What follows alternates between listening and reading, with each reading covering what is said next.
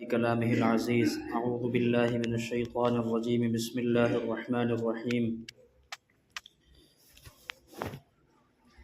إن الله لا يغير ما بقوم حتى يغيروا ما بأنفسهم وإذا أراد الله بقوم سوءا فلا مرد له وما لهم من دونه من وال.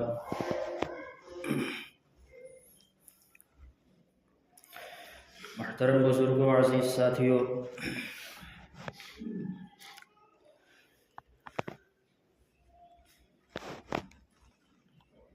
اللہ تبارک و تعالی نے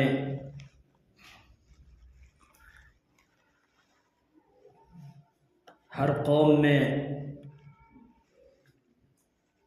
پہلے زمانے میں نبی بھیجا. نبی کا آنے کا مقصد تھا قوم کو اللہ کا پیغام پہنچانا اور بتانا. وہ لوگ جنہوں نے انبیاء علیہم السلام کی تعلیمات کو سنا، سمجھا اور مانا، وہ کامیاب ہوئے اور وہ ایمان والے کہلائے. اور جنہوں نے اپنے پیغمبر کی تعلیمات کو جھٹلایا تو اللہ تبارک و تعالی نے ان پر صورتیں بدل بدل کر عذابات بھیجے. آخر میں اللہ تعالی نے جناب محمد الرسول اللہ صلی اللہ علیہ وسلم کو مبعوث فرمایا اور آپ کے اوپر قرآن مقدس جیسی عظیم کتاب کو نازل کیا اور فرمایا الیوم اکملت لکم دینکم واتممت علیکم نعمتی ورضیت لکم الاسلام دینا. جو دین حضرت آدم علیہ السلام سے لے کر چلا آ رہا تھا، اکملت لکم دینکم، اس دین کو اللہ نے آج مکمل کر دیا ہے. اور یہی دین انسان کے راہ راست پر آنے کے لیے اور کامیاب ہونے کے لیے کافی ہے. اس کے علاوہ پچھلے ادیان جو تھے، جو پچھلے طریقے تھے، شریعت تھی، وہ سب منسوخ ہو گئی اور آج سے ان الدین عند اللہ الاسلام. جو شخص جتنا مذہب اسلام کو اپنائے گا اتنا ہی وہ اللہ سے قریب ہوتا رہے گا.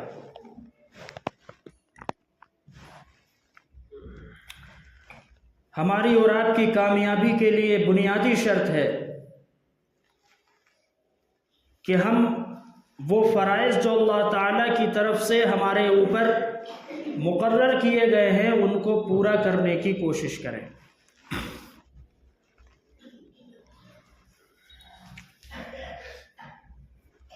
ہمارا اور آپ کا مزاج یہ بن چکا ہے کہ ہم غیر ضروری چیزوں کو اہمیت دیتے ہیں اور ضروری چیزوں کو اہمیت کم دیتے ہیں. جو چیزیں غیر ضروری ہیں، یعنی اگر انسان ان کو کرے تو نفع ہے اور نہ کرے تو کوئی نقصان نہیں ہے، اس کی اہمیت ہمارے یہاں ہے. مثال کے طور سے ابھی شب برات گئی ہے. کوئی آدمی اگر عشاء کی نماز پڑھ کر کے سو جائے اور صبح فجر کی نماز جماعت کے ساتھ پڑھ لے، پوری رات عبادت نہ کرے، تو وہ شخص پوری رات عبادت کرنے والوں کی لسٹ میں لکھا جائے گا. جس نے عشاء کی نماز پڑھی اور پڑھنے کے بعد سو گیا اور پھر فجر کی نماز جماعت کے ساتھ پڑھی تو پوری رات عبادت کرنے والوں میں لکھا جائے گا. ہم نے کیا کیا؟ پوری رات عبادت کری اور پھر اگلے دن سے مسجد پھر ویران کر دی. تو پتہ چلا کہ وہ جو رات کی عبادت تھی وہ ہمارے اوپر فرض نہیں تھی. قیام اللیل جو ہے رات کی عبادت ہے، وہ فرض نہیں، نفل ہے. تہجد نفل ہے، آدمی نہ پڑھے گنہگار نہیں ہے، اور اگر پڑھے تو ثواب بہت زیادہ ہے۔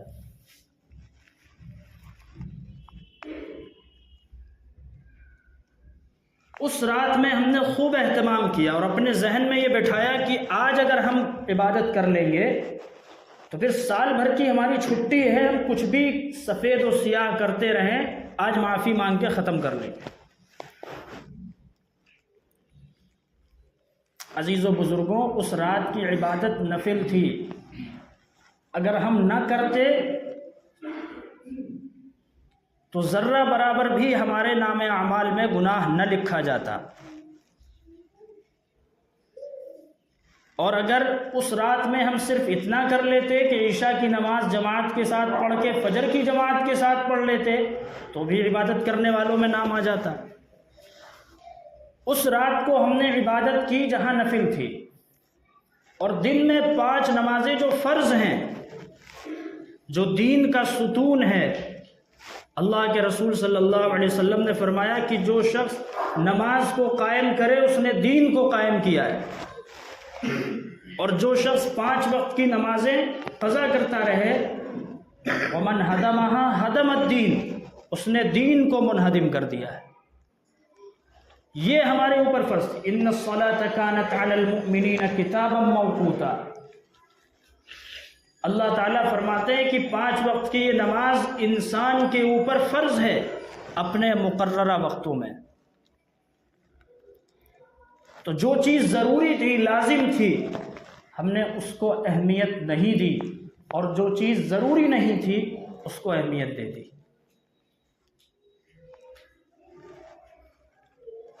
تو وہ چیزیں، وہ احکامات اللہ تعالیٰ کے جن کو چھوڑنے کی وجہ سے بندہ گنہگار ہو جاتا ہے، ان پر عمل کرنا ہمارے اور آپ کے لیے ضروری ہوتا ہے۔ اب رمضان المبارک کا مہینہ آئے گا، اس میں 2 عبادتیں ہیں، دن کا روزہ ہے اور رات تراویح ہے۔ اکثر کا مزاج تو یہ ہے کہ الحمدللہ وہ پڑھتے ہیں، روزہ بھی رکھتے ہیں اور تراویح بھی پڑھتے ہیں۔ بعض حضرات ایسے ہیں جو روزہ تو رکھتے ہیں لیکن تراویح کے مسئلے میں یہ کہتے ہیں کہ ہمت نہیں ہوتی ہے۔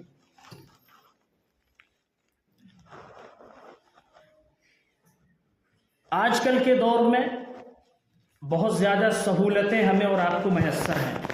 پہلے زمانے میں اتنی سہولتیں نہیں تھیں، حضرات صحابہ کے دور میں اور پہلے کے دور میں ان لوگوں نے اس پر عمل کر کے دکھایا ہے۔ روز قیامت وہ بھی اللہ کے سامنے کھڑے ہوں گے اور ہم بھی کھڑے ہوں گے۔ اگر ہم یہ کہیں گے کہ ہمت نہیں ہوتی ہے تو وہ یہ کہیں گے ہمت تو ہماری بھی نہیں ہوتی تھی لیکن ہم نے اللہ کا حکم سمجھ کے اسے کیا۔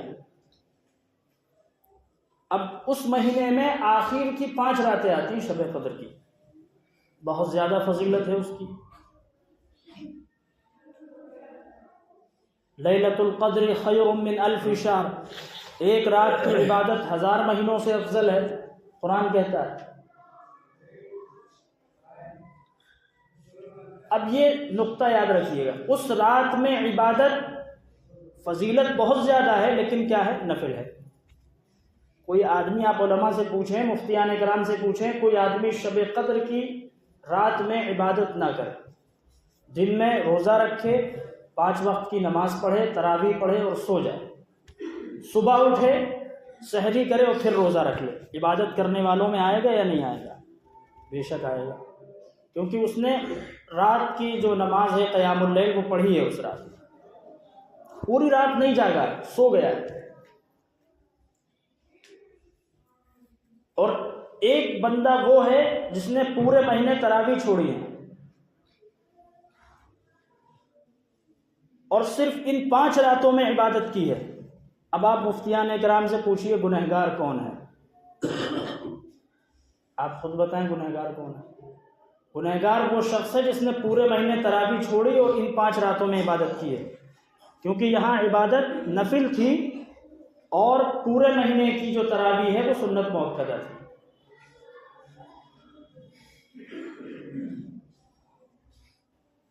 اب وہاں ہم نے یہ سمجھا کہ ہم نے ان 5 میں عبادت کر لی، پورے مہینے کا حق ادا ہو گیا. نہیں، وہ چیز ضروری تھی. تراویح، روزہ ضروری تھا. اگر نہیں کریں گے تو گناہ ہوگا. ان رات میں عبادت اگر کریں گے ثواب ملے گا، نہیں کریں گے تو گناہ نہیں ہوگا. بہت سارے دین کے ایسے امور ہیں، یہ تو میں 2-3 مثالیں موٹی موٹی دے رہا ہوں. بہت سارے ایسے امور ہیں جس میں امت نے ان کاموں کو مضبوطی سے پکڑ لیا ہے جن کے کرنے پر ثواب ہے اور نہ کرنے پر کوئی گناہ نہیں ہے. اس کو ہم نے مضبوطی کے ساتھ تھاما ہے. اور اللہ کے وہ احکامات جن کو چھوڑنے پر گناہ ہے اور کرنے پر ثواب، چھوڑنے پر گناہ بھی ہے، اس میں ایک سب سے بڑی چیز مثال نماز کی ہے. اس کی اہمیت ہمارے اور آپ کے دل میں اتنی نہیں ہے جتنی ان راتوں کی اہمیت ہے. یہ سچ ہے میرے بھائی. اگر اہمیت ہوتی تو ہم جس طرح اس میں مسجد کو آباد کرتے ہیں، دن میں 5 وقت بھی آباد کرتے. تو جو کام ضروری ہیں دین کے، جن کو چھوڑنے پر گناہ ہے، ان کو پکڑنے کی کوشش کیجیے. رمضان المبارک سے پہلے اس کا مزاج بنائیے. اور یہ ہمیں اور آپ کو خود کرنا ہوگا عزیزو بزرگوں. اس کے لیے ہمت کرنی ہوگی، ارادہ کرنا ہوگا کہ وہ کون سے احکامات ہیں جو ہم چھوڑنے کی وجہ سے گنہگار ہوتے ہیں، جن کے چھوڑنے کی وجہ سے اللہ تعالیٰ کی طرف سے ہمارے اوپر سزا مقرر ہو جاتی ہے. ان کو ہم پابندی کے ساتھ پکڑیں گے اور اس پر عمل کریں گے. اور وہ احکامات جو نفل ہیں، جن کے چھوڑنے پر گناہ نہیں ہے اور کرنے پر ثواب ہے، ان کو بھی کرنے کی کوشش کریں گے. لیکن اس کی اہمیت زیادہ ہے. 5 وقت کی نماز کی اہمیت زیادہ ہے. رمضان میں روزے اور تراویح کی اہمیت زیادہ ہے نماز کے ساتھ ساتھ میں. تو جن چیزوں کو اللہ تعالیٰ نے لازم کیا ہے ان کو ہم اپنے اوپر لازم کریں. نماز لازم چیز ہے، روزہ لازم چیز ہے، حج فرض ہو جائے حج لازم چیز ہے، اللہ نے مال دیا ہے زکوٰۃ لازم چیز ہے. یہ موٹی موٹی چیزیں ہیں جو انسان کے اوپر ضروری ہیں، جس پر عمل کرنے سے انسان اللہ کا محبوب بنتا ہے اور چھوڑنے کی وجہ سے گنہگار ہوتا ہے.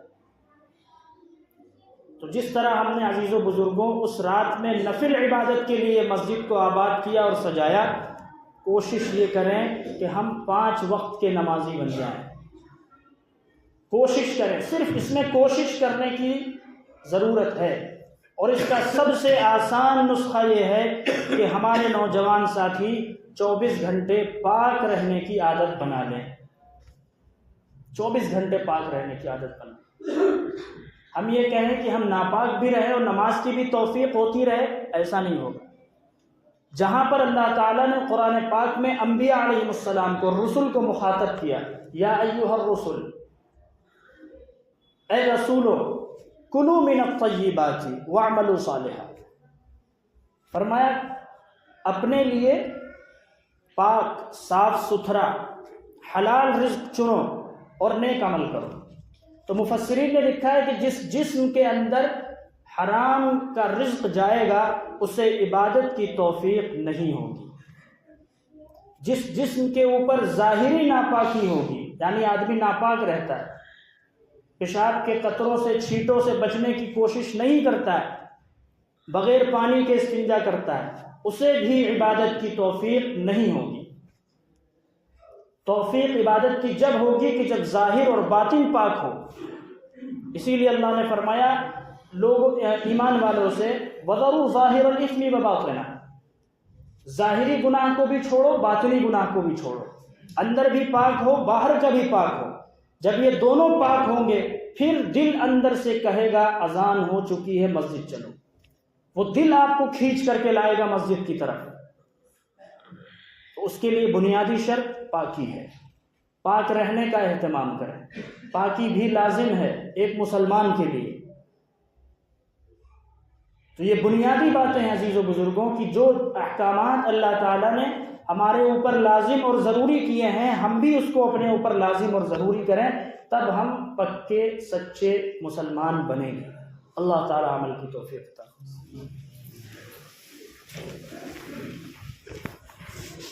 فرمائے۔